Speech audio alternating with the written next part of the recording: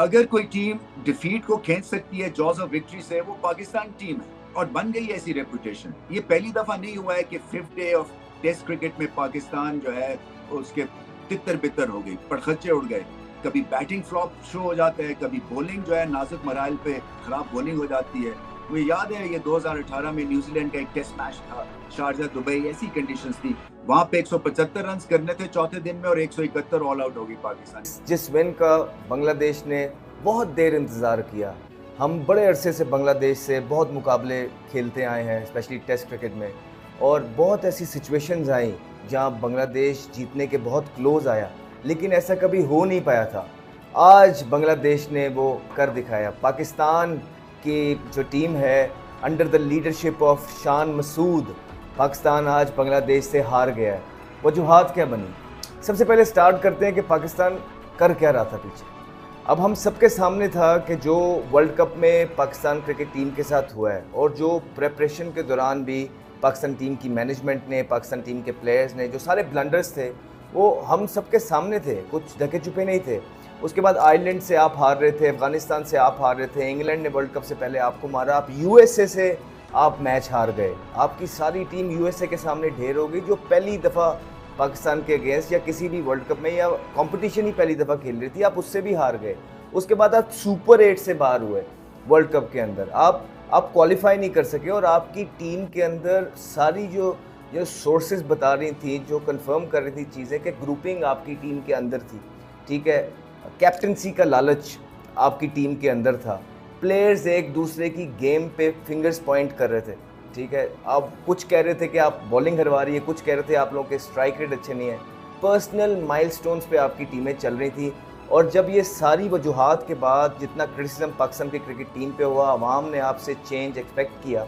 जब इंडिया के ख़िलाफ़ आप हारे, आपने लोगों को चुप कराने के लिए, उनका गुस्सा ठंडा करने के लिए, आपकी शायद मीडिया टीम ने बोल दिया कि आप बयान दे दीजिए, आपने बोला कि सर्जरी होगी, आपने वो नहीं की।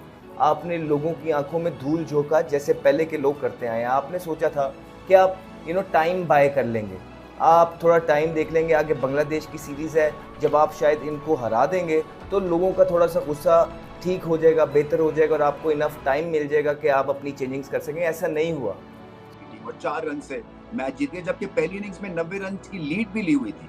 सो अजीब और गरीब ये स्टोरी बन जाती है जैसे ही प्रेशर पड़ता है इस टीम पे। तो एक तो मुझे लगता है कि सीरियस प्रॉब्लम है, एक तरह से जो आपका एक बिलीफ सिस्टम है ना, वो कहीं ना कहीं ऑफ हो जाता है जैसे ही प्रेशर पड़ता है। बॉलर्स के ऊपर खास तौर पे जब प्रेशर पड़ता है तो खराब स्पेल करने शुरू कर देते हैं।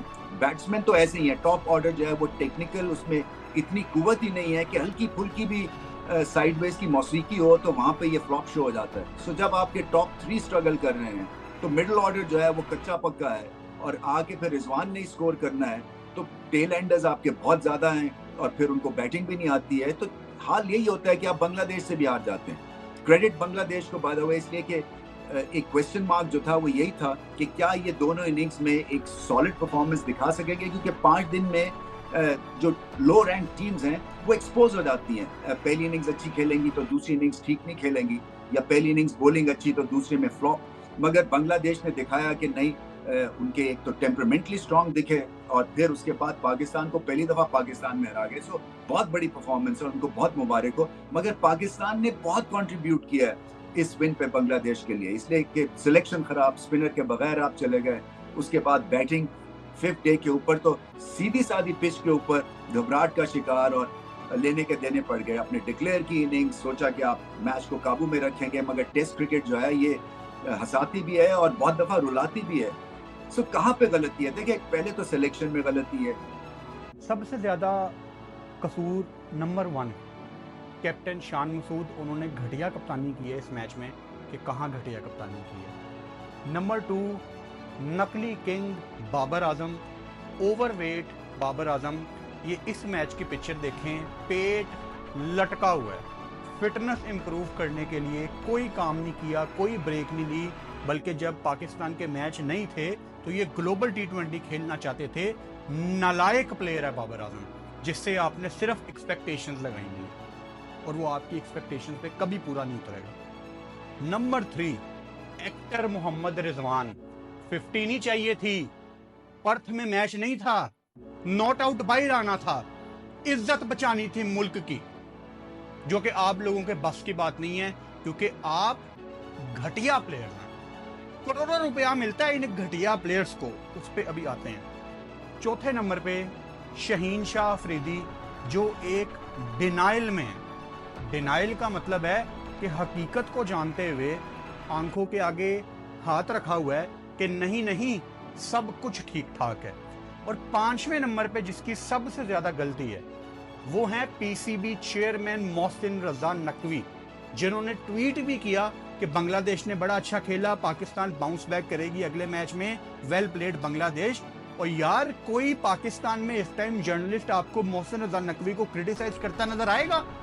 नहीं आएगा। पता है क्यों? क्योंकि वो इंटीरियर मिनिस्टर हैं। किसी ने मरना उनसे पंगा लेके?